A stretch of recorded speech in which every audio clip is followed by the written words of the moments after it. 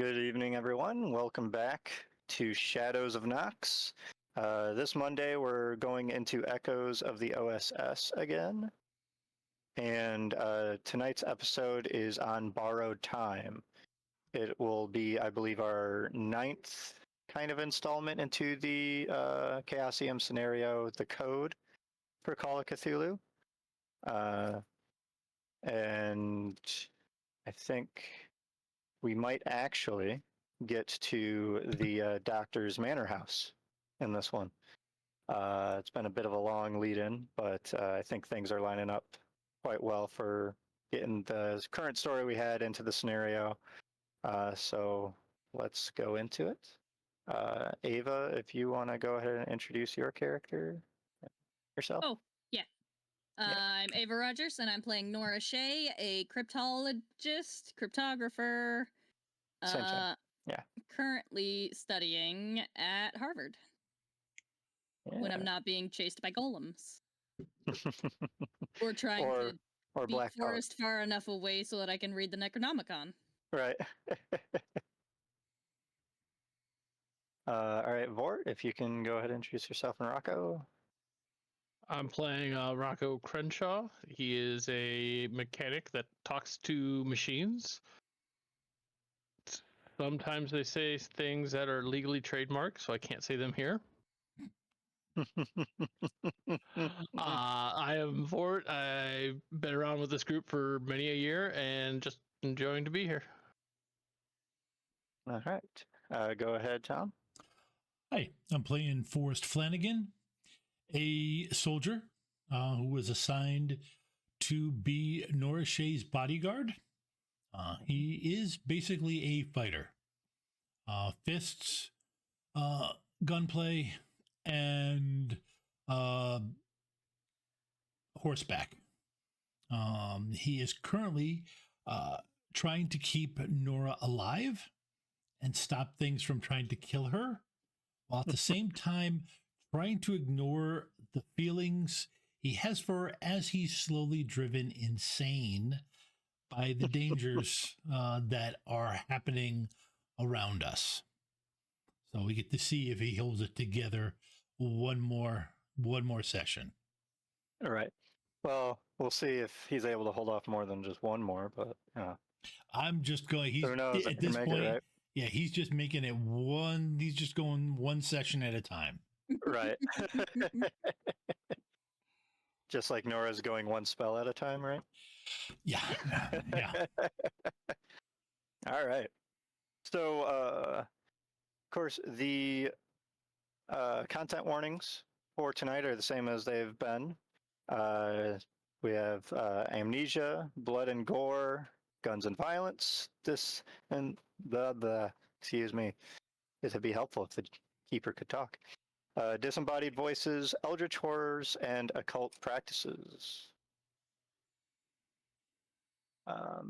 And where we last left off, everybody was on Harvard's campus in the Semitic Museum, which is currently closed as it's housing Navy personnel. It was doing that during World War II.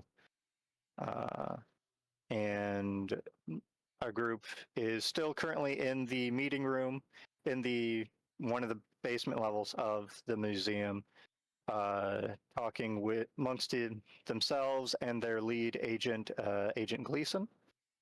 A couple of different things have come to light. One of them is Nora found out where she gets the map of the little underground tunnels that make up the Elder Sign.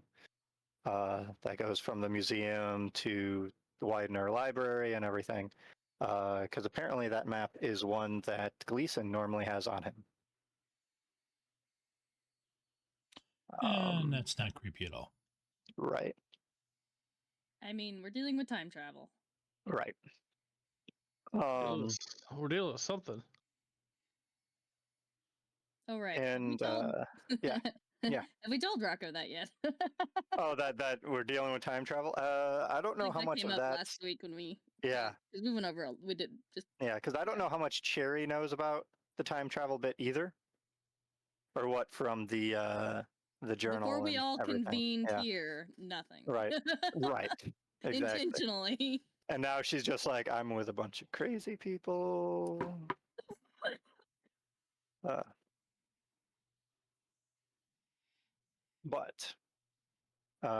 So yes, you are all sitting at the table, kind of got a plan underway.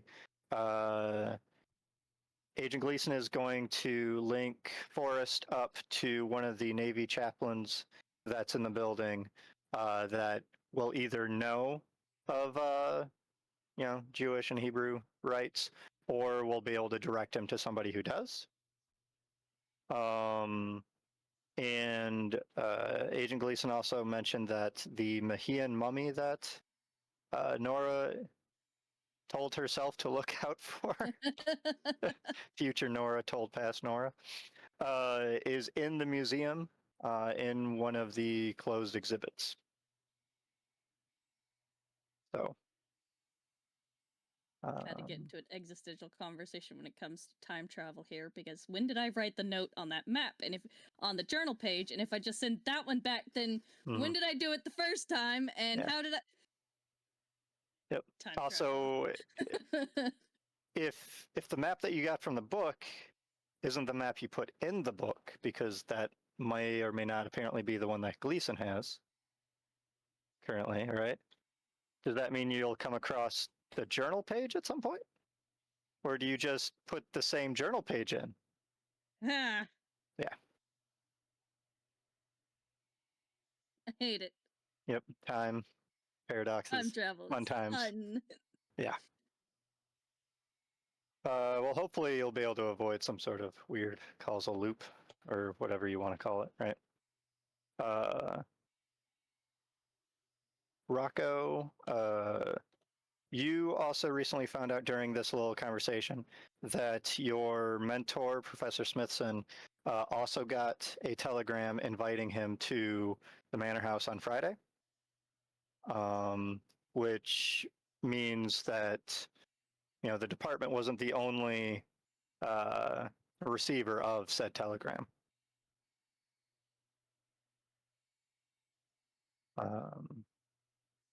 But when Cherry and Gleason talked to Professor Smithson, he didn't give much of any indication that he knew much of anything else. He more or less seemed about as excited as Rocco picked out when they were talking about finally being able to see whatever this material is that Dr. Sommerfeld's calculations went to.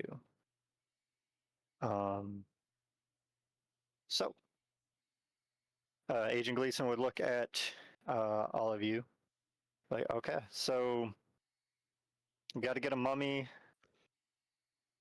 Feel like this should feel weird, but I know it's not with our line of work. So we have to go get a mummy. I have to link you up with a chaplain to figure out a rite to deal with a golem. And Rocco, if you're able to go to the Kendall Hotel and check on your mentor, see what his plans are for the week, and maybe we can, I don't know, either help direct him away from being at the Manor House, or if he is, very set on going to the Manor House, making sure he at least is aware of some of the danger that might be involved. Yeah, I can do that. I'll probably have both you and Cherry go to the Kendall Hotel to help figure that out. All right. Does anybody else have anything they want to mention? Is everything that we got to do? I will need a bit of time to actually learn the spell that requires the mummy. Okay. It shouldn't take too long. Okay. I know sometimes learning those things can take quite a while, so. So the journal page left in the book for me contains a spell. Okay. That seems like it might help me shorten the time to study. Oh. Interesting. It's not a spell that I've heard heard of, although it's not like I've heard of many. So, okay. As long as that doesn't, I guess, call on any of the old deities or anything like that, or cause any more trouble our way, then seems like it'd be a useful one to do. They can do that? They can do what? She's protectively moving the book closer to her. They can call on deities? Some of the spells, yes. Some of the spells are done to reach out to deities, summon them, or dismiss them. Yes. So there's many other things that someone who practices could potentially summon horrible things. I would suggest not learning any summoning spells. Just I not worry about any of that. Yeah, because that always works, telling her not to do something. Or telling her not to gain knowledge. Well, I mean, a dismiss spell wouldn't be necessarily all that bad. But then again, that's also only useful if someone summons the thing you now know how to dismiss. So. Anyways.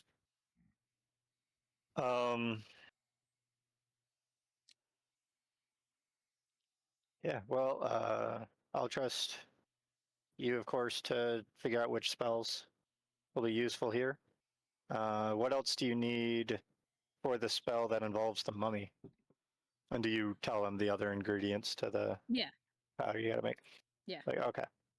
I'm pretty sure we can get most of that nearby, or at least in the general area, because you would need saltpeter and sulfur, which would be actually in one of the chem buildings on campus, right? And then you would need frankincense, which, can either go to a church or another, potential store and probably be able to get some sort of incense or something like that. Frankenfooter's Frankenfooter? Is that what you need? Yeah. Frankincense. Mm-hmm. That's in a church? Close enough. It can be. Okay. In fact, you might even see if the chaplain has. I'll ask the chaplain. All right. Remember, it's frankincense. He won't be able to know what you're talking about unless you get it right. Okay, likely. frankincense. Gotcha. Yes, yeah. Okay. All right.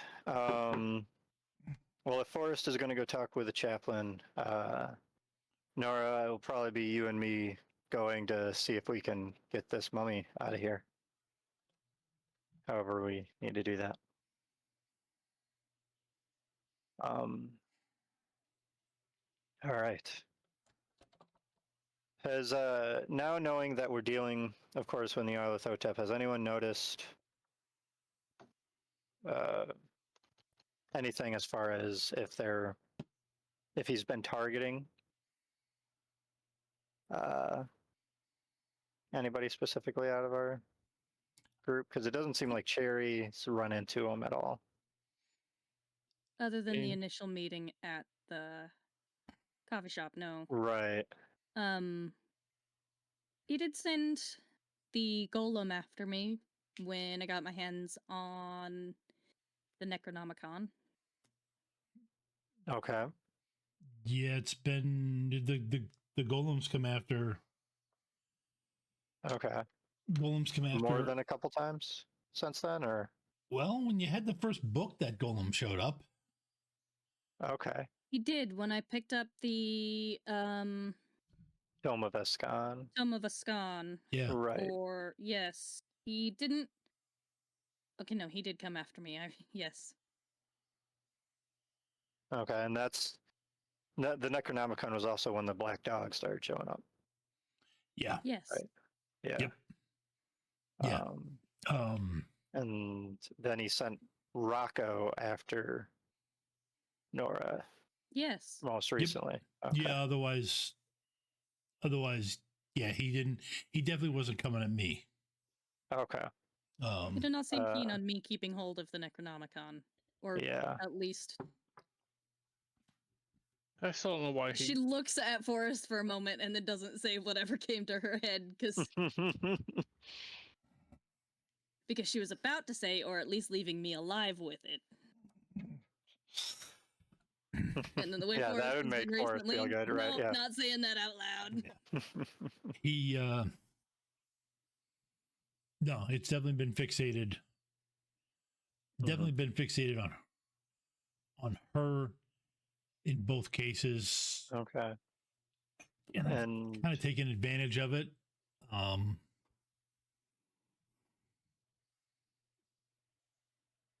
it's also come after Rock, or at least the Golem has.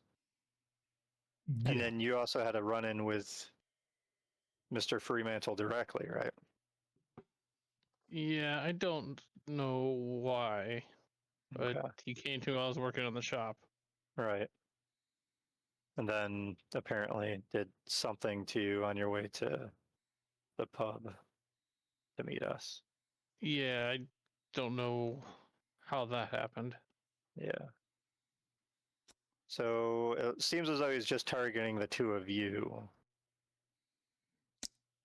With Nora and the Necronomicon, I can kind of understand it possibly preventing you from learning anything that might be useful against him, but Rocco, you don't have any idea why he might be after you? He didn't say anything to me that made me understand why he was there, or that I think he wanted me to work with him, and wasn't feeling that. Okay. I forget, does this guy... Nora told them that Freemantle was the one, like, bankrolling... I don't think that part's been mentioned yet. Okay. Yeah. Sorry, go on. I forget, does the guy in charge here know about Rocco's ability? Yes. Okay. Agent Gleason does know about it. At least what's been documented of it. Yeah. Right. I mean, I don't even know all the stuff about it yet, so that's fine. Yeah. Right. I mean, it could be because of what I can do. Yeah. Which I still don't understand. Yeah, I'm not sure why he would bother to try to deal with anyone that can talk with machines. Because from what I know, what very little I know of Nyarlathotep, machines are typically something. What? What do you mean talk with machines? Yeah, okay, I guess cards on the table time. Oh, all right. Ever since I was on the mission to Japan and had an encounter with gremlins, because no matter what you call them in game, exactly. you're still going to call them gremlins. Yeah. That's what I assume, like the reports and everything kept referring to them as too, so. Yeah. I encountered gremlins on the flight. I encountered this ghostly purple color as well, or magenta color rather. Yeah, very offsetting magenta color in flight. Somewhat ethereal, smoky, but not actual smoke. But ever since then, not all the time, it's not always at my own instigation of it, but I can understand machines speaking to me. Sometimes it's Morse code, because the player doesn't know when binary was acknowledged as a language. Binary is a thing. Yeah. Right, but I don't know it's the basics of a computer language in general, so. Right, but we're not in the time where computer language is basic knowledge. That's fair. I mean, you probably at least have some knowledge of it. Yeah. Nora has a very passing familiarity with the concept of it. Yeah, so sometimes they just speak to me. Mm-hmm. Sometimes it's impressions. Sometimes it's that language that I think Turing was involved with, that binary shit.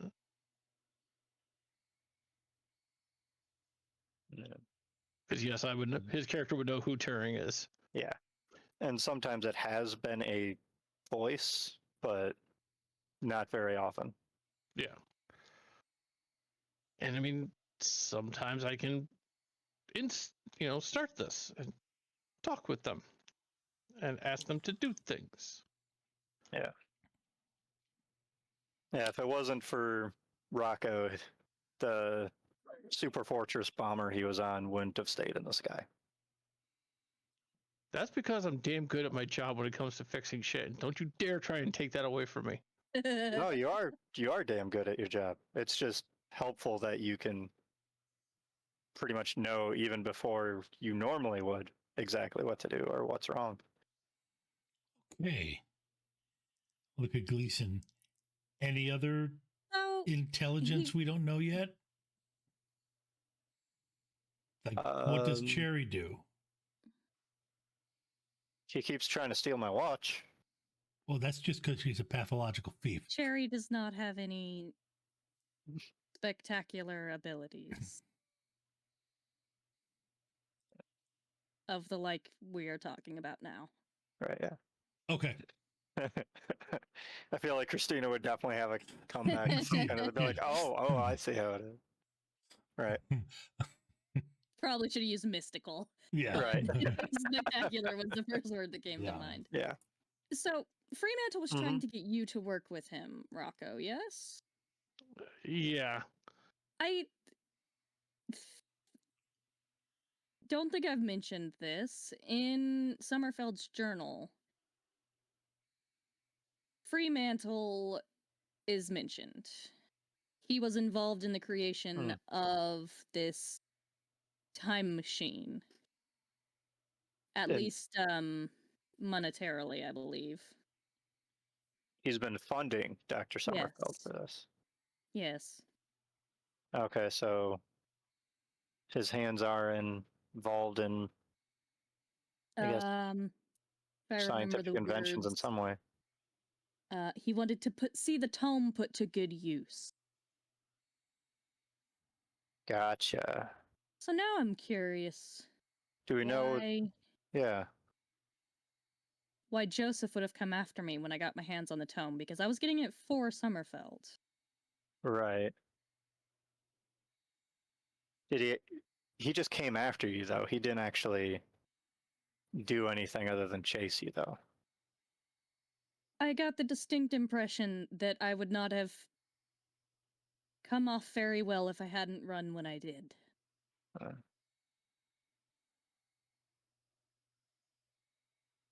And but you got the tome from the same collection as like the Necronomicon and everything else. Yes. Yeah. Yeah. Maybe he was trying to take the tome to give it directly to Mr. Freemantle? Or keeping you away from the other books in the collection? I don't know. Or just trying to scare her. Okay. Right. Well, that's possible too. I'm checking dates in my notes and the Sommerfeld's journal. I'm like, oh, those dates line up. But now I don't think Nora has like an eidetic memory. I mean, with your intelligence score, your memory is probably pretty good. So she's flipping through the pages where she's written out in her shorthand the journal pages. Yeah. And thinking back. Actually, the date that Freemantle introduced himself to Sommerfeld, per his journal, might have been the day that I got the Tome of Ascon. So my actions in retrieving the tome might have tipped him off. Oh. So he might not have been involved before that? And then she's flipping through a few pages. Okay. Interesting. Well, perhaps not, because there's mention of the 7-foot man. He had run across before. Okay. Well, obviously it's hard to tell exactly what his interest is in the two of you, but the impression that I'm getting is that in some way, Rocco and Nora, you are both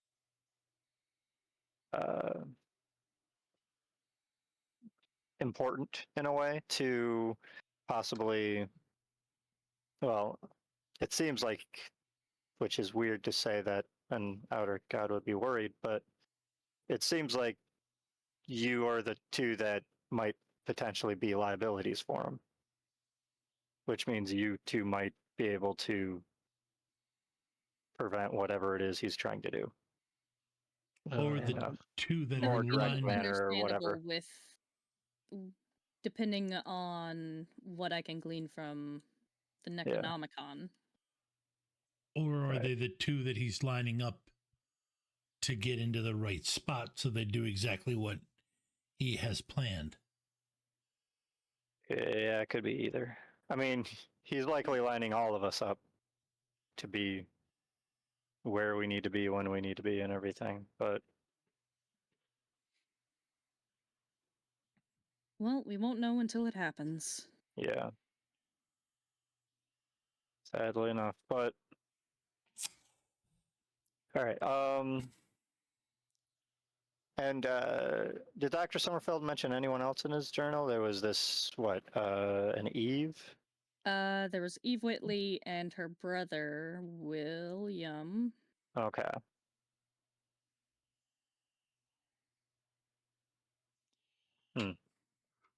Skimming through. And from what you've gathered, Eve might be what?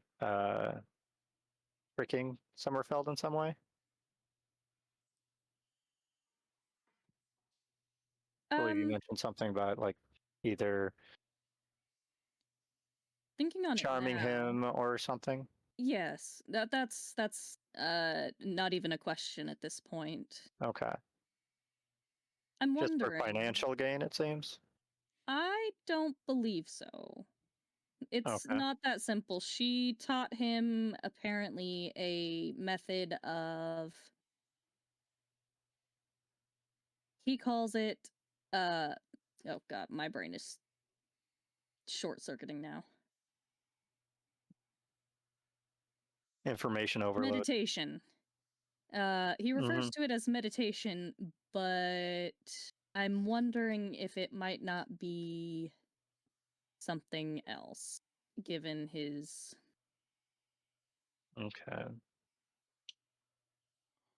writings on it.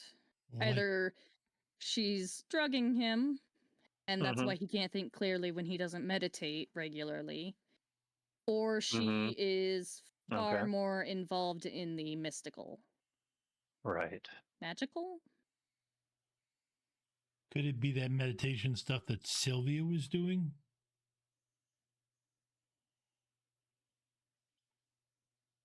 Was there anything weird about that meditation? I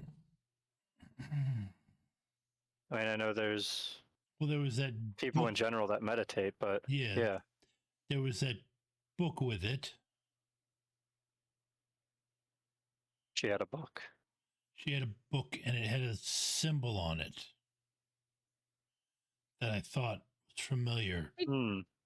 Sylvia definitely wasn't as mundane as she might have appeared, because she flips to the page where she's got her the journal page. This spell is written in her handwriting.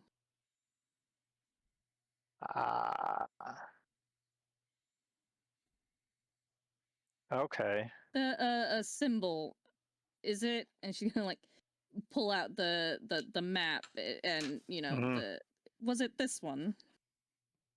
It was not the Elder Sign one, no. Yeah, no. Yeah. Pretty sure. And from what you remember, she kept referring to that as her journal. Yeah, she called it her journal. But I don't know, she was the first person I ever met that did meditation. Yeah, I haven't met many Can you describe the symbol that was on it? Actually, did I ever see her journal? Because she was my roommate, no? You've seen it, yeah. You might not have noticed it as closely as what Forrest has before. Yeah. But neither one of you have really looked in the journal itself or read it specifically. Forrest mainly knows she always had that on her when she did her meditations.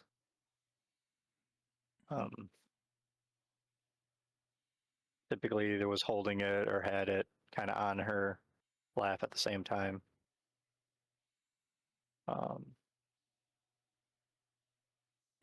But Agent Gleason would mention is like, I know, monks and things like that also tend to do meditations of a sort, martial artists that I've run across. And sometimes like drinking tea or something might be involved. So if Eva's drugging him, as you suggest, maybe that's one of the ways or something. I don't know. So a possibility, merely because he mentions that he's been feeling off when he wasn't doing the meditation. So either she's giving him a substance which alters and his he's experiencing mind, withdrawals, kind of thing. Yeah. Yes, or it is something mystical that she's doing during this meditation. Okay. Well, unfortunately, we weren't able to track down whatever happened with Sylvia. But apparently you get a hold of her journal one way or the other, or at least that page. Do you think there's a chance that you end up... Well, I mean, obviously, all right, time stuff. Obviously, you end up going back in time and putting what seems to be a page from Sylvia's journal and my map in the Necronomicon for past you to find. It seems so. Would you... So how I came across that knowledge in the first place eludes me. Right. Especially if this is the only way you come across it. Isn't that not like a start loop? Thinking about time paradoxes at the moment. Yeah. But what I was... Is it possible that you went back farther to when Sylvia was still your roommate? And looked at her journal then? I suppose that could be possible. It's not impossible. Right.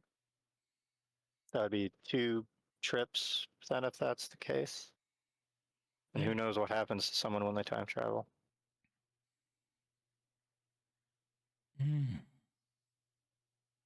Sommerfeld survived it. Long enough to write in his journal. That's true. He said he was able to successfully do it at least once, right? Yes. Okay, so... What? Time travel? No. Like, I've been listening, he's been listening, but it's just... Right, on and off. It's like, just, no. This is not possible. Yes, it apparently is. And Sommerfeld made a machine to enable it. But it somehow involves the book. Yes, he appears to have used it almost as a power source or similar to a power source. So he's mixing science with mythos magic, essentially, to get a time machine. Yes. Okay. I hope you all know way more about physics than I do, because... Fairly... Well, I've got a good foundation on it, but... Right.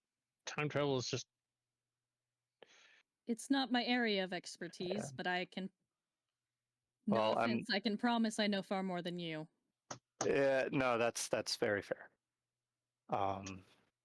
School was not necessarily my thing. That's why I've got a 31 in physics. It's not my area of expertise. Yeah, but only 19% away from being professional with physics, right? Oh, good. I at least beat you on that. But yeah, I'm sure, while we're at the manor house, because my plan is all 5 of us are going. that we're likely going to need your mathematical expertise as well as physics expertise and engineering to figure out whatever is going on with this thing. Because like any esoteric or mystical knowledge aside, if it involves electricity, Tesla coils, whatever, it's going to have something else to it. And I don't know much about Tesla coils. I've only heard that they're very dangerous, but he's not an electrical engineer, but he's gotten to play with them one or two at some point. I mean, they're like anything with electricity. They have some dangers to it, but they're not as dangerous as what's been widely circulated. Many things are dangerous. It depends on how you use them. That's Very fair. true. I feel like Forrest just recalls when she mentioned the book before. He'd be like, knowledge isn't bad. It's It's how you use it. Nothing bad has happened for me reading the book except a minor panic attack. Until the night comes. Nobody knows that yet. Nobody knows. Nope. The night is long and the night is dark and full of terrors. All right. Well, I mean, my gut feeling is that this whole telegram thing is a trap of some kind. Oh, without a doubt. Right. Me and Forrest have gone into traps many times before, on purpose, considering sometimes that's the best way to deal with it. So I think the best we can do is just prepare with what we do know and, think of contingencies if we can. All right. So, we probably shouldn't go there with, shotguns and everything. At least, not obviously. Okay. I mean, it's easy enough to hide a sidearm on you, but yeah, okay. How is everybody with firearms? I mean, I had my basic training. Right. Oh God, man. I think Nora's the only one who's got like the eyes darting back, sort of like, no. I've got the base 10 in firearms skills. I got the base everything in firearms skills. 20 handgun, 25 rifle, 10 firearms. Point and pull the trigger, right? She hasn't been interested every time I talk about taking her to the range. It might have to do with all my guns are too high caliber. Yeah. But that's nothing. We can't fix that now. Cryptographer. I was a cryptographer. Yes. That's how good I am with guns. I was a cryptographer.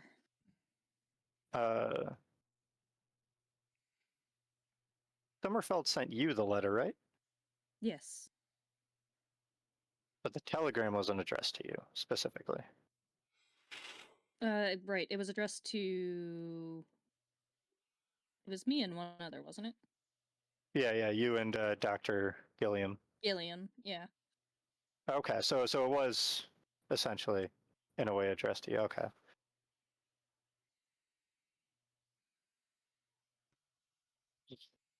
Because with the nature of that letter, I'm assuming you're the only one that got the letter. I would certainly believe so, yes. Given its contents. Do you know why he would send it to you, specifically?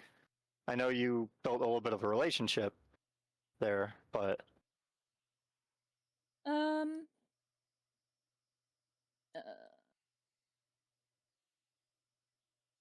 Give me, out of character, a moment to skim it over real quick to see what she would.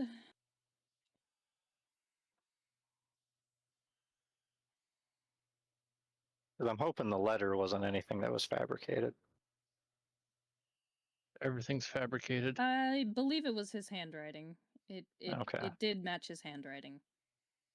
They didn't misspell his name if it was fabricated. That's a good point. And given the multiple codes embedded within. I believe it to be true. Right. So right. Yes, there was a code, and then there was a code embedded further. 2 more codes actually further embedded in the message. Did he know you were a cryptographer? Yes. Okay. Right. Then that would make. He didn't know you were professionally a cryptographer, just that it was like a hobby. Right. Because yeah. it was one of his, and then because of it's part of what we bonded. him doing casual things, found out you could do it casually, kind of thing. Yeah. Yes, that was one of our shared areas of interest. Well, I know he did cryptography at least a little bit in the war, and has a bit of a family history with it. So yeah, if you're the only one he knows that's also knowledgeable of it, then that would make sense why he would send it to you. Probably the only one he knows that might be able to figure out what it meant. I believe it also might have been in part guilt for getting me involved by sending me to retrieve the Tome of Ascan. That's fair. Well, hopefully you'll, I'm sure we'll figure that out when we get there and talk with him and this Eve. See if Mr. Freemantle is there. Which I kind of hope he's not. But all right, so if anyone has anything else, I suggest we go on our ways. Rocco and Cherry, if you feel safer, you can take the underground passages to the Harvard's University Press, and then that'll put you on the same street, at least, to get to the Kendall Hotel. Whereas Forrest, the chaplain's in the building right now, so that's where you'll head, and then me and Nora will go steal a mummy. Yeah, and then go to the lab possibly and steal other things. Yeah, the underground should work just fine. Okay. You'll at least be protected while you're traveling there. And if what you say was out there is still out there watching, then they won't at least see you leave the museum.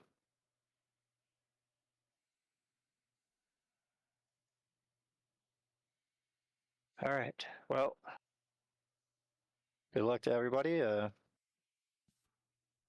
Forrest, Nora, this way. Rocco, Cherry, you know where to go. Yep. Okay. He leads us off? Yeah, he leads you to the Navy chaplain. And then while you're talking, him and Nora kind of just slip away to go get the mummy. Because it's probably not anything they want the Navy officially knowing is going on either. Yeah. So. Yeah. As he walks off, I tug the back of Nora's shirt to slow her down slightly. Mm-hmm. Be careful, okay? I always am. Okay. Yeah. And with that, Gleason will actually look back for a second too and give you a reaffirming nod, right? Yep. Yeah, I nod back at him. Like you've done many times before. Yep. All right. So you're there with the Navy chaplain. He introduces himself. He's like, you can call me John. Yes, sir. Yeah. He's like, that's going to happen. Yeah,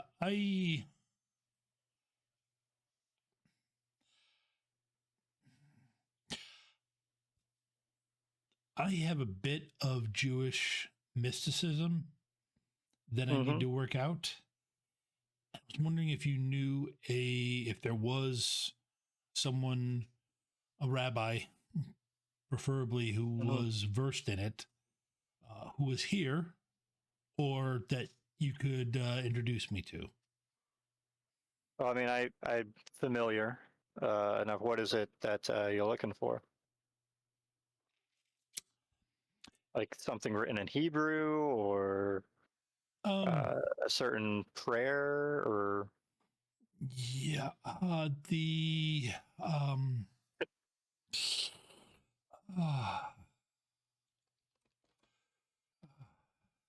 well, Forrest has charm, right?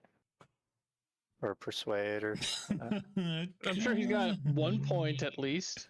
Oh, actually, no. I actually have actually went. Yeah, some charm. Like I said, at least 1. No, right. I actually got to upgrade it. So, so I'm some up to persuade. So you have some persuade. Yeah. So, but I'm up to 18. Persuade would probably make more sense. Yeah, but I'm gonna hit him with this. Well, this is gonna sound strange, sir. But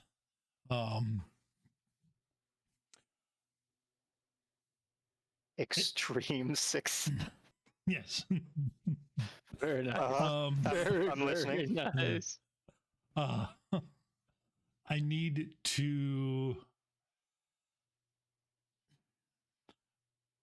the spell, the writing that you're supposed to put on a piece of paper that you shove in a golem's mouth to defeat him.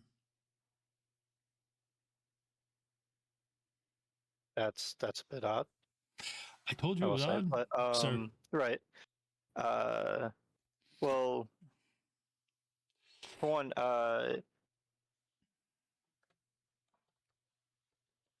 you don't put anything in its mouth to destroy it. From what I know of the mythology with them. Oh, okay.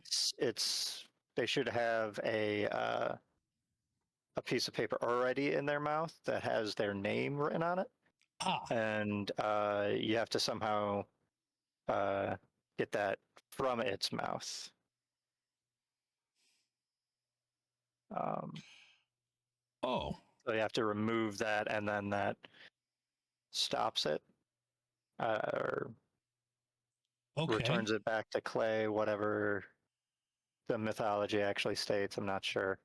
To defeat it is a different thing with a word on its forehead or something. I mean, I slammed one into a bookcase and its face folded in. You fought a golem?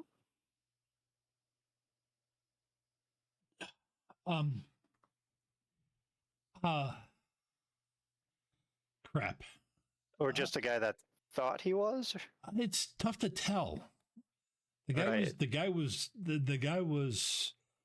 was incredibly strong. What he did to my buddy Rocco was disgusting. I had to get him away from my charge that I was protecting. And well, if this guy has some sort of psychosis, thinks that he's a golem, I guess if you do end up dealing with him again and you find a piece of paper in his mouth, then maybe that's a psychic, a part of his psyche, and then might actually do something. Okay, so I remove the paper that's in his mouth. Right, assuming he has one. And if he does have any writing on his head, it would need to change from truth to death, but it's written in Hebrew, so. Oh, okay. So somebody would have to. Okay, so it would have to get. So could you write down the word for death in Hebrew? Well, yeah, I'll write down both. Thank you. Give you an idea what would be the, I guess, easiest way to change it. You would have to remove one of the letters from truth to make it work. However you do that, I don't know if. Well, if it's written on his head and you can erase it, awesome. But hopefully you don't have to use acid or something. Well, I think it's probably makeup. Right. Cover that would make sense. Because if it's all stuck in his head, right, then all I have to do is pin him long enough to see it. And yeah, if he does have writing on his head. Well, if he does have writing, yeah, but all we have to do is pin him long enough to cover it and then see the different letter so that he knows the golem's dead. Yeah. Okay, yeah, that'll work. Yeah, that'll work. And one of the person. So yeah, if you could write down both of them so I can get a look at it. That probably is the best way to deal with this guy without having to kill him. Yeah. Without having to kill anybody. Well, I mean, I know the official war might be done, but I know things are still happening behind the scenes as they always do. So Sir, I've killed enough people. I don't need to kill anymore. That's fair. But just, get through this and, Yeah. Anyways. It's always interesting how the mind works with the people we have to deal with sometimes. But hey, if this works, this stops whoever this guy is. Awesome. And he writes down truth in Hebrew and death in Hebrew and everything, and kind of points out the differences between the two. Okay. And yeah, based on characters alone, they're very similar words. It's now I know there's certain accents that I'm personally not familiar with on what they mean, but it's essentially taking the last letter out of truth and putting the equivalent of just an I between the first two letters. Okay. So I just so like if you've probably seen the first Roadhouse movie with Patrick Swayze. Yes. It's kind of like what he did with some of the graffiti, just changing some of the writing from what the word was into something else because it was close enough. That's pretty much what it is. No. An odd reference, I know, but it's one that I figured you would get. Yep. No, I did think, no, I think that this will work. Man, Cherry, I'm sure Cherry's got a lot of cover up, so I could just borrow some of that. Well, shame she's not I here wish you luck. Thank you, sir. You've been a big help. Yeah. And he unconsciously salutes, because chaplains are always officers. Right. You're dismissed. And then he heads he heads in the direction of the museum. Okay. To try to track down where Nora and Gleason went, obviously. Yeah. Also, if there's some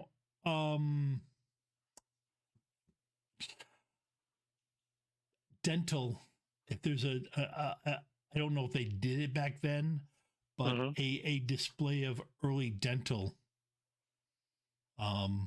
tools. The kind of situation where, or like clay carving tools, that sort of thing, right? Yeah, or dental where I can I can clamp him down while Rocco pries this thing's jaws open. I'm sure Rocco won't mind. Right. with whatever with whatever nasty dental tool used to get used. That sounds good. To keep the guy from getting bit. Well, we'll have Forrest go ahead and give me a stealth check as he sneaks into the museum area that is officially closed. While we get ready to go to break. And then when I'm gonna push it. Ooh. Wow. You got any of that sweet luck left? I would use luck. All right, so that's 3, so that's good. Yeah, that's 3. But I was more looking for the dot. That's what I really wanted. So as we get ready for break, Forrest just barely sneaks past the various Navy personnel and gets into the museum area, and then we'll go to Nora and Gleason when we come back on stealing a mummy. I am losing. I can't believe I almost got caught by swabbies. I am losing my touch. Welcome back to Shadows of the Nox.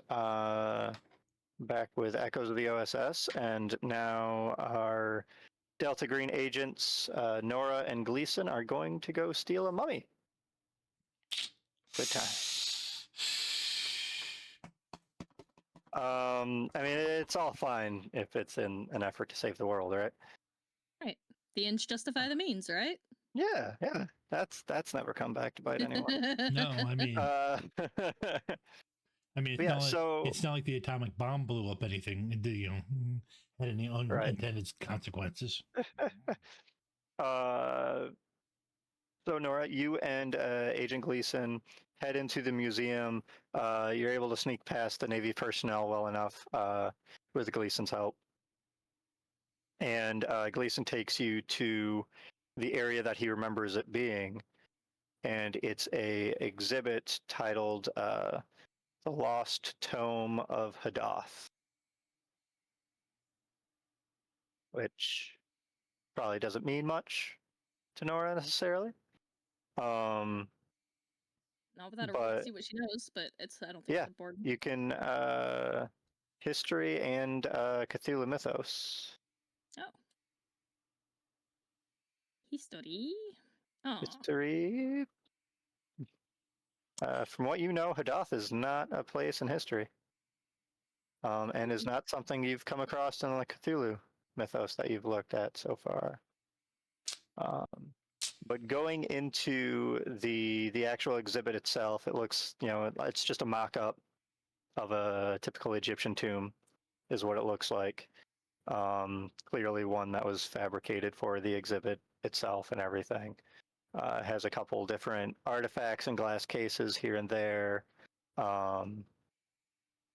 and a plaque that mentions a dig in Tel Halaf, and that was somewhere in the Giza Plateau in Egypt, or at least one in Tel Halaf, which is in Syria actually, is where the tomb itself was found.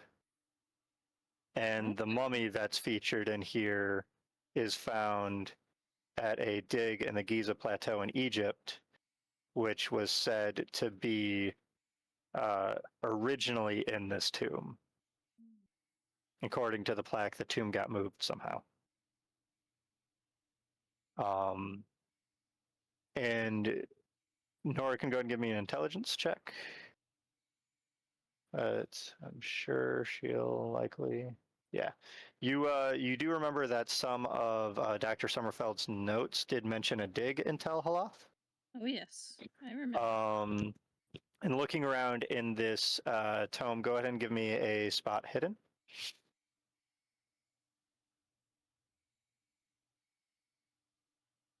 All right. So looking around, you see the display case where it's got this kind of 20-inch long mummy in a case, rather small one. According to the plaque, it's a mummified ibis, which is a type of bird.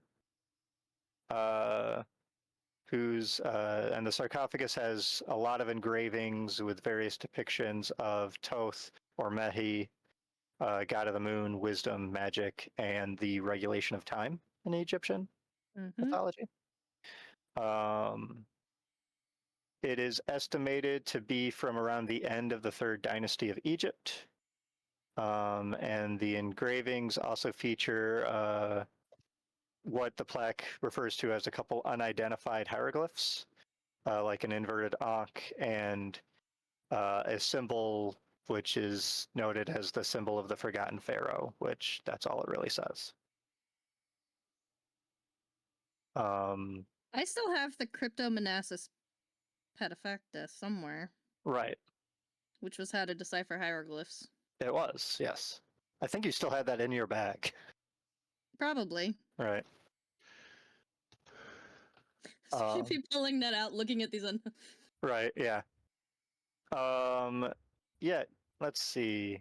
that tome is one of your items. Crypto factors, blah, blah, blah, blah, blah. I was Various just flipping Egyptian back to that hieroglyphs page and because I marked everything. the ones that I took out when I got the Yep. Tome of Ascan. And I was like, Go ahead and give me a library use roll to go through the book as best you can, figure out these symbols. I'm gonna push that. Okay. Oh, fuck's sake. Wow. Yeah, 66. it's got all the different hieroglyphics, but it essentially proves to you why they're unidentified. Yeah. Right? There's nothing in here. Go and give me an intelligence check. All right.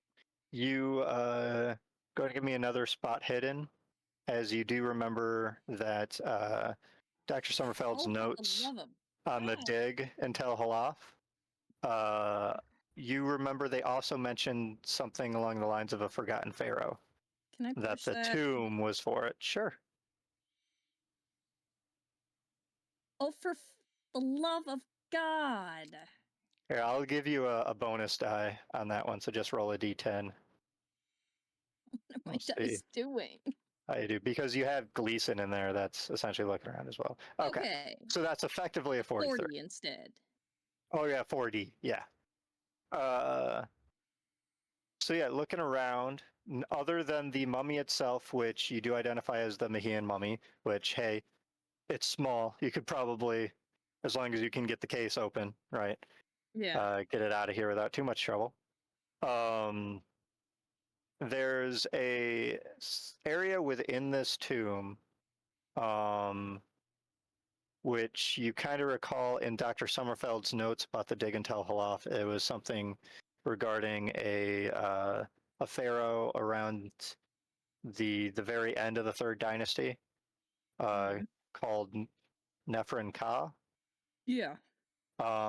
Which you have seen that name before in the Necronomicon, but not much of information that I think you've come across yet.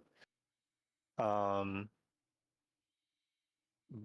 in the tomb, Gleason helps find an area that looks like there's a section of the wall that has a rectangular indent and everything in it that's about the size of what you remember the Tome of Ascan being. Okay. Being that Dr. Sommerfeld's notes regarding the tome and the dig and Tel Halaf seem to match up with a lot about this tomb, there's a chance that this recreated tomb was done in a way that, yeah, the original had a spot where the tome was, essentially, when it was first found.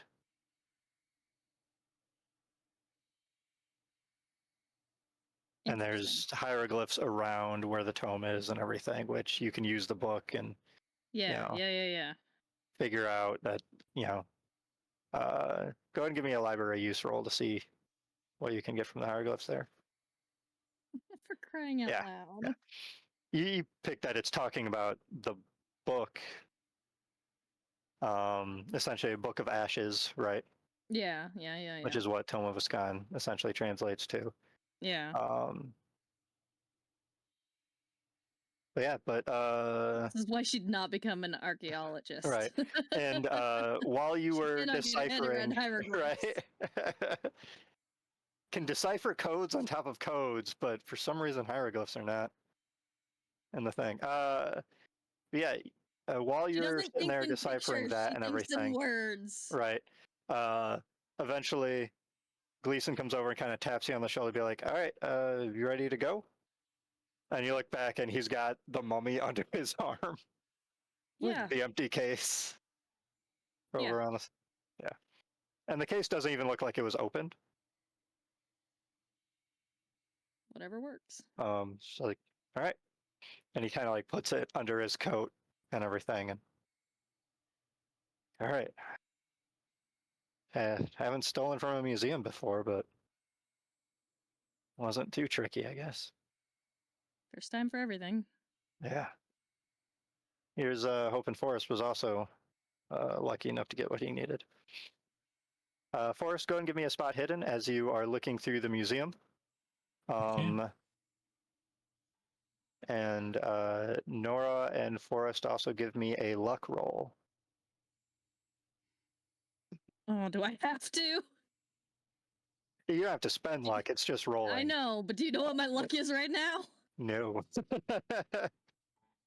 29. 29. My luck is right. 29 right now. Right. So yeah, Forrest, you find some tools that you're pretty sure are nice, solid iron, fairly heavy ones. And they're ones that they don't seem like they were too worried that people would walk off with because they're not in a case. They're kind of out in an area where people wouldn't normally be able to reach and touch them, but they're just out, right? Okay. You pretty much like kind of climb over the little rope divide and everything and go and grab them. And, yeah. All right. Okay. But Forrest and Nora, you do not cross paths while you're both wandering around in the museum section of this. Rocco, you head to the Kendall Hotel with Cherry. Once you get there, go ahead and give me a spot hidden as you head in. It's fairly nice hotel that's been there since the turn of the century. And it's got the clerk at the table like normal. It's not necessarily like what you would see nowadays as a classy 5-star kind of place, right? But it's a nice place. You walk up and the clerk greets you and just like, oh, both of you checking in? You see my roll there? I do. Yeah, that's why I'm not mentioning you noticing anything. Okay, just making sure. I wasn't sure if you were stuck in the descriptive loop there. You didn't get the chance to see the. Yeah. It was not that great of a spot hidden there. Here, I will roll for Cherry. See if she gets anything. Oh. No, nope. That did not work out at all. Wow. Gotcha. All right. I'm here for. I'm trying to remember myself. I'm here for. Yeah. I'm here for Professor Smithson, so that's what I'm here to do. Check on him, make sure I understand what's going on. Okay, yeah, I'm here. I'm actually here to meet a friend of mine, see if he is in. His name is Professor Smithson. Okay, and the clerk pulls out a kind of check-in, check-out logbook, and opens it on the main desk there, and everything is looking through, and is like, yeah, he should be in. I'll call up to his room, have him come down. If you want to just have a seat over there. And the clerk turns and, picks up the. Would they? I don't even know if they would actually use a phone or just send somebody up. Probably send somebody. That's right, with the way phones are. Oh, well, no, phones are good enough. They probably call up to the room. Say, and it's Harvard. I'm thinking probably 20s, nice, right? Yeah. I'll say it's probably a nice direct internal circuit, if nothing else. Yeah. So they call up to the room and everything. Go ahead and give me another spot hidden with a bonus die. All right. I don't think is it a D10 bonus or? Yeah, it's just a D10, and it would replace the 10. I'll see if I roll. I'll see if I roll. If you roll a 0, that's awesome, right? Yep. Or a 10, rather. 2. Nope. I'll keep the 18. Still a success, but yeah. As the clerk turns and calls up to Professor Smithson, you look down at the check-in, check-out book, and you recognize that the name Richard Freemantle is on the book.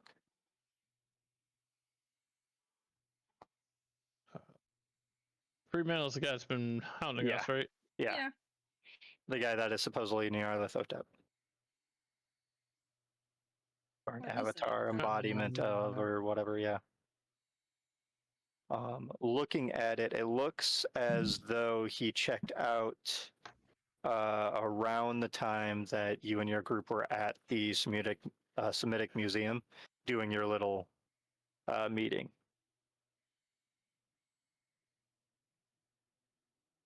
And the clerk turns around and says, "All right, he'll be down momentarily. Seems rather excited." All right. Is there anything else I can help you with?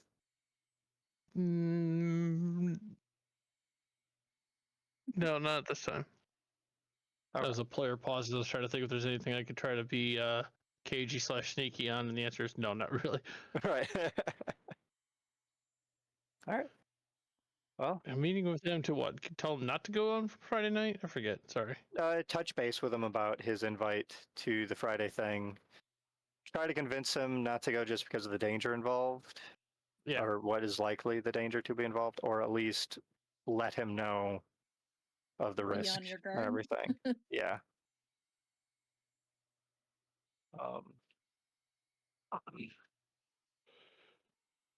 Go ahead and do you have charm? I mean, I probably have a point of it. The base level. No, actually, I have 15 points. I actually put some into it. Go That ahead. is the base charm. Go ahead. I'll give you a bonus die as well because Cherry is there. All right. 36. Ooh. Either way. 36 either way. All right. You don't necessarily get much else from talking with the clerk or whatnot, but Cherry does end up talking to him because that role would succeed for hers. And she kind of loops a way of mentioning Mr. Freemantle and everything in a way that the clerk was just like, are you here to see him as well? No, I do not know him. Oh, okay. But Cherry gives an indication that she does.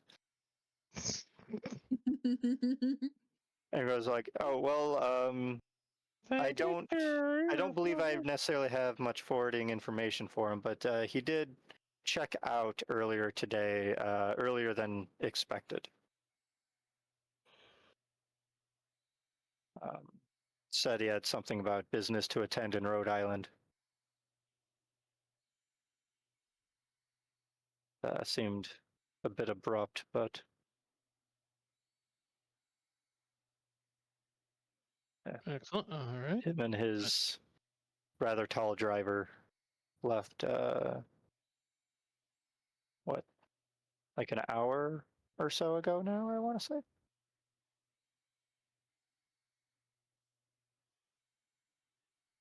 Okay. Thank you. All right. I forget. Yeah. There probably is like some place to have sit down and have like a afternoon, tea, coffee thing in the hotel. Yeah, there would be. And Professor Smithson comes on down and everything, is rather happy to see you. Be like, hey, what brings you by my hotel? Let's go have a seat and drink. All right. And go and sit down and everything. You fine with Cherry sitting down with you guys, or you hoping to have more of a one-on-one conversation? I've been trying to go back and forth on that, and I feel like I would ask Cherry to send word back to the office about what we learned there. Okay. She'll probably be up at the clerk's desk and ask to use their phone and everything while you're talking with Professor Smithson. Just because I don't know if Professor Smithson's heart could take it if Cherry went full Cherry. That's fair. Also, I can't remember if he knows her by the name of Cherry or not after that whole interaction. No idea. Can't remember. So what brings you by? Did you get any more information from Dr. Sommerfeld? Not so much. And he's a little apprehensive. He's trying to figure this out because, again, this is him not used to this kind of work. Right. I've been I heard that you got an invite to go to this party or whatever on Friday.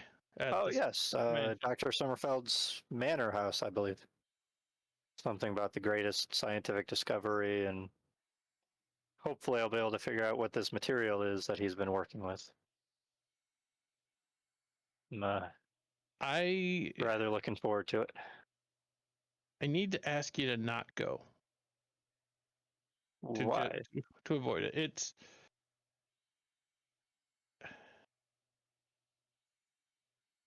and again, he just hesitates because he's not sure how to say this. Like it's because he knows enough about like operational security from working in the war to keep his word, his lips tight and stuff like that. But I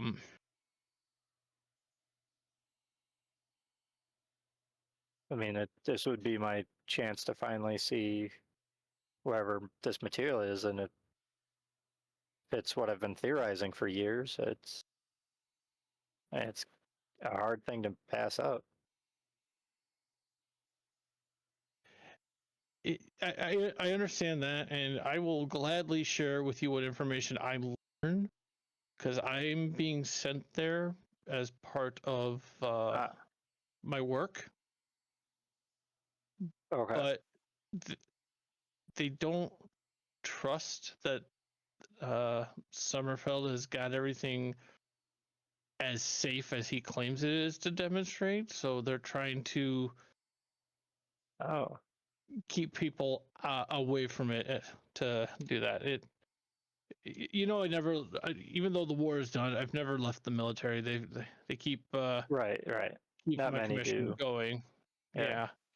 And this is something the military is interested in, and they want to limit the possibility of exposure to civilians. I don't necessarily like that, but having seen the information that I can't exactly share with you, it's something I begrudgingly. Do you have a persuade as a skill? Yes, maybe, sort of. You can do it with a bonus die, with the base the way 10, you're maybe talking about it. Yeah. All right, let's see what that bonus die gets. Yeah. And I can choose which I can choose which one to keep, right? Basically, right. Yes. You keep the better one. Yeah. Come on, 10. Oh. I'm going to regret this. Mm-hmm. Ooh. I spend 19 luck. Okay. All right. Well, actually, yeah, that's like a third of my luck pool right now. Yeah. Right.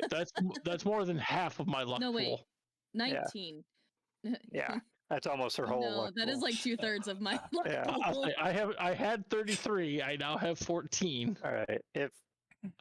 Just promise me that whatever this material is that he's using for his electrical work, if you can get a sample of it and just bring it back to me. I don't need to know anything else about what's going on with it, just as long as I can see and get my hands on whatever this material is that he's been working with. I mean, there's a chance his calculations are way off and everything. I don't know. Hence the reason why they're trying to keep it limited on who goes. Oh, okay. So I will do my if the military is involved, I'm assuming there's definitely a good amount of danger to it. Yeah. So I will definitely make sure to try and get some samples. If not, I'll see if I can't get you more of his research notes. Okay.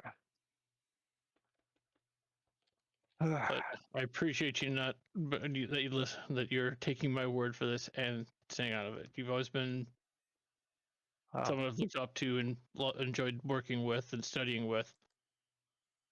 Well, I trust. Yeah. You have my interest with this, and keeping me safe is definitely something I appreciate. So I guess hopefully I'll hear from you Saturday or Sunday or whatnot. I'll get back to you as soon as I can.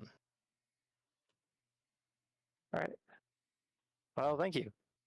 Maybe we already have. And he kind of solemnly like stands up, bids you farewell, and heads back up to his room.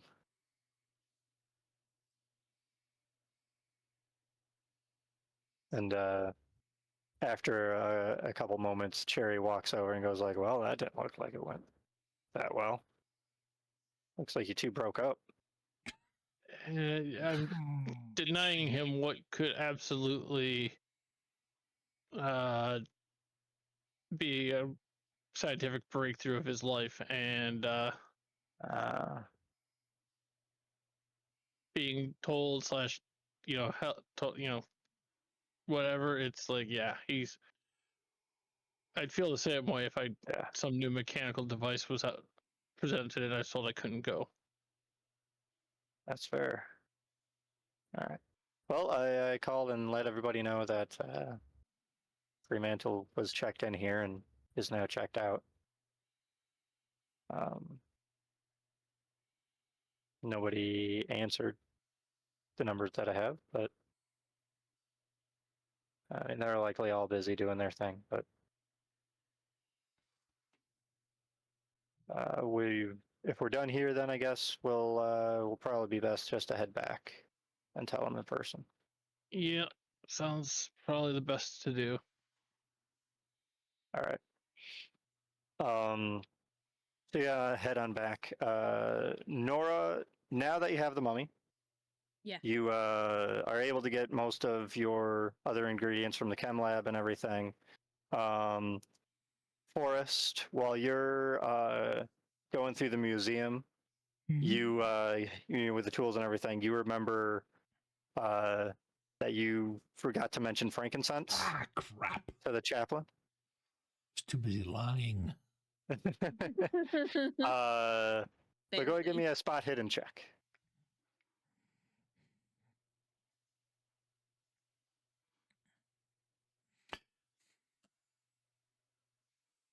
Hard success. All right.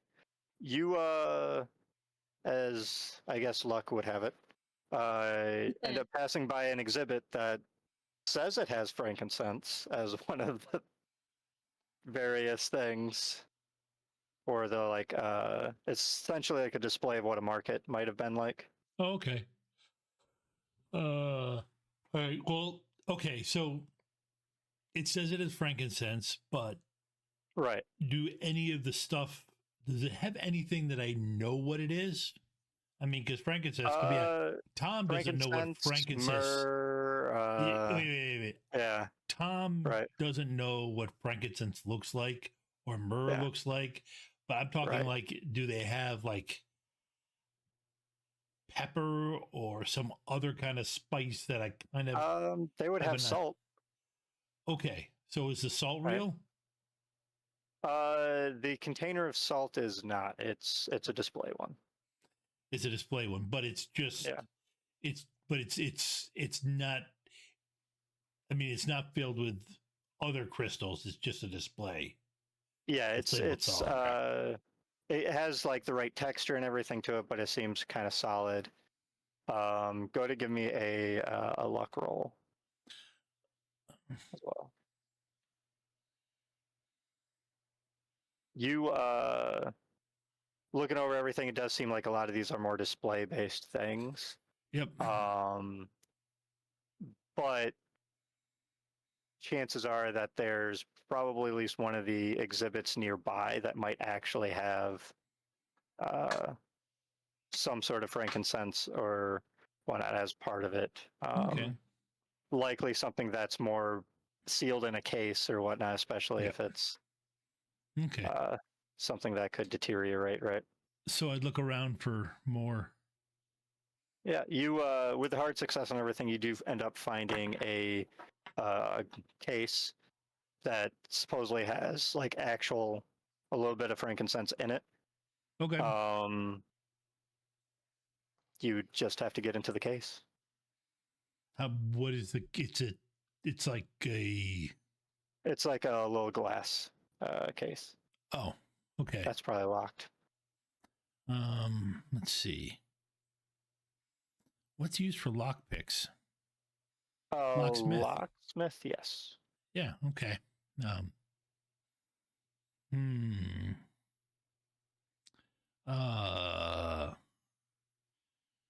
It's just glass. Well, how big is the display? How big is the piece of glass?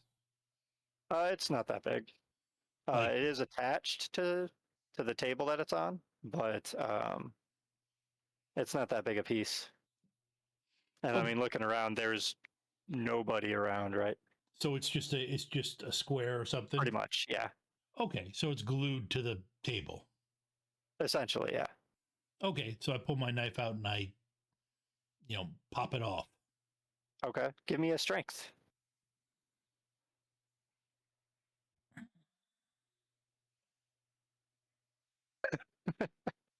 So, given the nature of how it's attached and everything, like you get it off, it clearly looks like you broke this container off of something.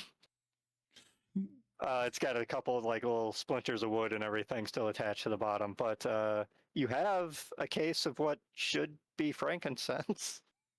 Okay. And Nora and Gleason would be essentially heading to the chem lab through the underground tunnels and everything. So okay, I'll pretty sure Gleason knows how to pick locks if I remember correctly. Yeah. So okay. So I head to the chem lab. You go catch up with them. Nora, if you want to go ahead and study the Open the Way spell, yes, you can go ahead. Roll the duration of how long it'll take. 3. 3 days. Oh, the one outcome that we were hoping not to have. So it'll take you pretty much most of the week just to study this one spell. And then on Thursday, you'll have a chance to essentially cast it with the hopes that it'll speed up you learning everything else. And then on Thursday would be when, hopefully you'll be able to grind up the mummy and everything else. So if anything, if the case that Forrest brings back of this frankincense isn't actually either enough or, in fact, frankincense, you have more time. Yeah, right. Actual frankincense, right? We don't actually need. Yeah. I didn't actually need to ransack a. That's pretty much what Forrest finds out. Just like, oh, you don't need it now? I mean. It will take me a few days to learn this. Okay. She almost sounds bitter when she says it. It never takes her a few days to learn things. Let me. Magic is a little bit out of her wheelhouse still. Okay. And like you're going to be able to get frankincense as you need it or whatnot. Takes you. It never takes you 3 days to learn anything. I mean, and yeah, Forrest is sticking his foot in his mouth. I just rolled intelligence to see. I mean, is everything all right? Magic is a little bit different than science. Yes. So then maybe that's a sign that you shouldn't be learning it. Again, like I said, She turns back to the book. And Gleason just kind of puts a hand on Forrest's shoulder, be like, just, if it helps you feel better, this was likely the best way that we have to deal with whoever or whatever Mr. Freemantle is.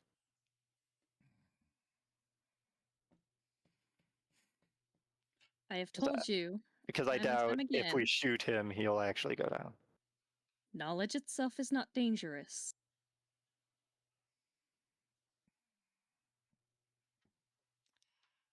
I am in no danger learning these spells. She still sounds skeptical when she says the word spells, despite everything that she's seen. Right. Go ahead and give me an intelligence check to see if you learn this spell in the day's time. Rocco and Cherry catch up with everybody, let you know. That's a hard roll, right? Just roll intelligence and yeah. You got a hard success. All right. So you did, in fact, after, come Thursday, you learned it. Essentially, now you would just have to spend the 2 magic points and make a POW roll to try to successfully cast it. And this would be a hard POW or hard power roll. Oof. It's a lot of luck to get it done hard, isn't it? Yeah. Can she push it? You could. Down.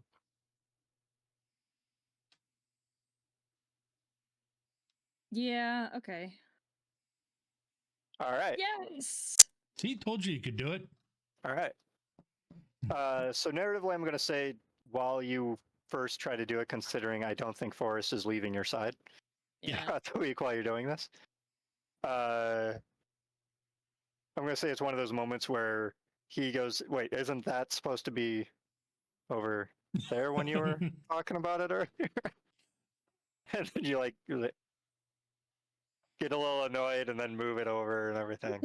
Yeah. But yeah, you end up getting it. Costs 2 of your magic points. And now you could potentially read and study some of the other things. How many magic points do you have? After spending those 2, 15. Okay. So, a D6 is how much it would cost for studying protection of the dead, which you could spend the D6, so that'd be 4 more, which will teach you how to essentially make the powder and everything. Making the powder does count as casting it, so you'll have to do the POW roll and everything still to actually make it, but you're able to study it by spending the magic points. Okay. And any of the other ones, depending. So you have what, 11 left? 11 remaining, yeah. Yeah.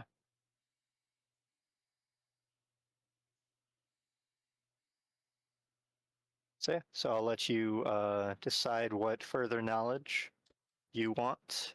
As I was saying, Rocco and Cherry mentioned to everybody that Mr. Freemantle was checked into the hotel in town, and then checked out kind of suddenly to go to Rhode Island for something. That's expensive. Oh, Ooh. Okay. Well, I spend my 6 magic point to learn the rite of salts. Can't we just blow up Rhode Island? I mean, who'd miss it? I will underline the spells that you have so far.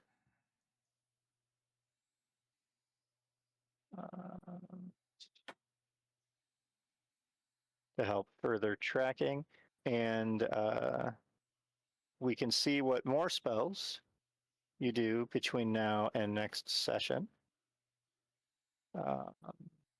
Considering what? My problem is it's the 6th and everything happens on the 7th. Yeah. But a day is long enough to recover my magic points. Yes. And open the way. How much does that actually? 2 magic points is how much it'll cost. Right. No. I mean. Yeah. So essentially, you cast it, and then what ones you do now are all in this relatively short time. Forrest, go ahead and give me a sanity roll as you are watching Nora. Yeah. Essentially do the Doctor Strange looking at multiple possibilities all at once. Yep. Thing. Okay. It's unsettling, but I mean, Forrest keeps it together.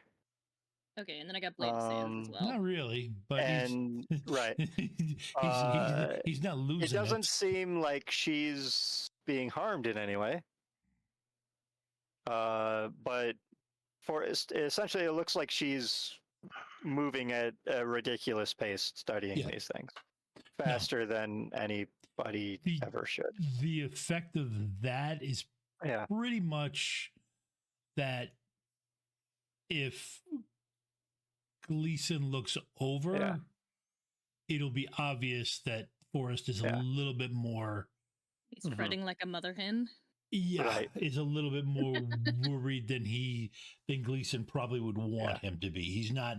He's definitely not hiding his concern. And he's really only leaving so that I assume while she's doing that, is she like? Is it like well, no in food that or moment is like like she's flipping through the book and everything, but in that same moment that you are seeing all that is likely when she finishes. Because that's how quick it all goes. Got it. With that final 4, that's pretty much the rest of your magic points that you'd be able to put towards us for now. Was that the Blade of the Sands one? Awesome. It was the only one I knew for sure I could get. So, with the headline. So, with the Open the Way duration being done, you are able to spend the magic points and learn 3 other spells. Yep. Luckily, none of them necessarily took sanity at a base. But go ahead and give me a sanity check just for essentially the info dump that your brain took. Roll a d3. Yeah, all right. Join me on the slide of sanity. It goes all the way down. So it goes down even more by 2. Yeah, that's fine. As you feel the strain on your mental load. It's all right. It's just a bit of a headache. You feel the warp overtaking and you see Forrest's worry like immediately as you come out of it. But I mean, the positive side, you know, these days. right? But on the positive side, you know how to enchant a dagger to hurt a mythic being now, or a mythical being, right? Unfortunately, I feel that'll be useful coming tomorrow.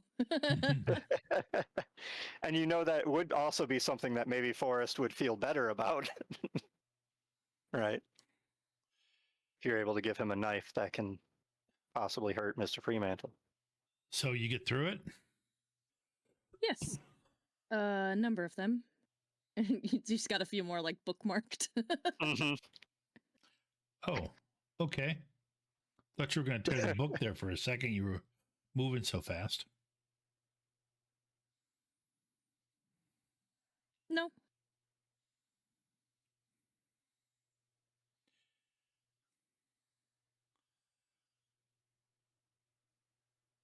All right. Well, I think that kind of gets us to the end of our session for tonight. But I do want to end with Ava, if you could read, let's see, one of the... I think there's just one left in the journal that we haven't read. Yeah. Yeah, from February, November 23rd. Yeah. 1 second, I'm adjusting one thing with it. Okie dokie.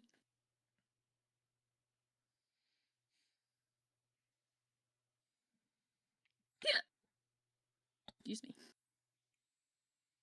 Okay. That should be saved and everything. Yeah, I saw the flicker when it changed. Yeah. All right, go ahead. And we'll end on this journal entry. The Friday, last November one Nora 23rd. has. They're fighting again. Still not sure what's going on. I'm starting to feel like Eve is hiding something from me. Maybe I can't trust her like my heart says I can.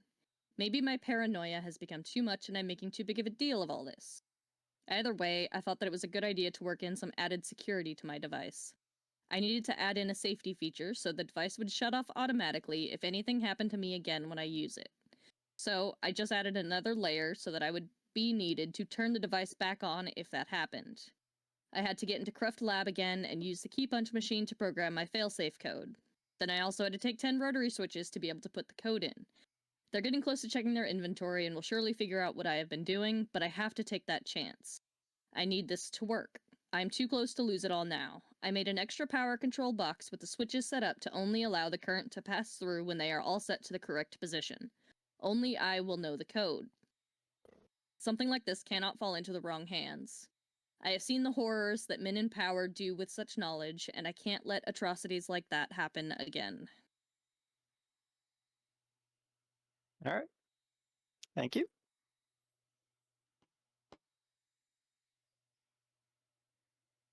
Figured it was fitting to end on a journal entry about the atrocities of knowledge. Yeah. No, it's what they do with that knowledge. It is not the knowledge itself. It's what they do with the knowledge. It is. It is. You're right. But Nora will die on this hill. But most likely. Maybe we shouldn't have had that knowledge. Probably as she's using said knowledge. Yeah. Right. All right. Yeah. So I guess Ava, you were definitely right. We will end up doing the manor next time. I told you. right before we would end up doing the drive out there. But yeah, so and with the current Dresden schedule actually taking a break for the month of December, right? Yep. Yeah. So next Monday will be our next installment of Echoes of the O.S.S. Where we'll get to go to the Manor House because we'll be able to start essentially with that. And see how everybody plans to get there, whether or not they're all carpooling in the same vehicle or taking more than one, what they plan to bring with them, if they're packing snacks or whatever else is going on. But it should be good times. Does anybody else have anything else to announce for the week? Well, tomorrow night, 7:30, we have the part 2 of Play It Again on Shadowrun, 7:30 Eastern on this channel, in which we get to see if they can end almost 100 years of yearly musical attacks by destroying a particular song. And let's hope massive power outages in my area don't kick me off the stream this time. Yeah, that would be nice. Ouch. Glad that didn't happen tonight. Yeah. Yeah, wow. And then Thursday, we get to find out on Gen Con TV if Ava's character had jumped to her death. It was a risk, but a calculated one. Yes, right. Down a tube. In the belly of a fishing trawler. Right. Yeah, no. I mean, nothing could go wrong. Of course. So check that out. What half a dozen chimeras at this point? Yeah. Most of which were aquatic based. So check that out. Otherwise, I think that's all we got. So have a good week, folks. Yeah. Thank you all. Have a great night.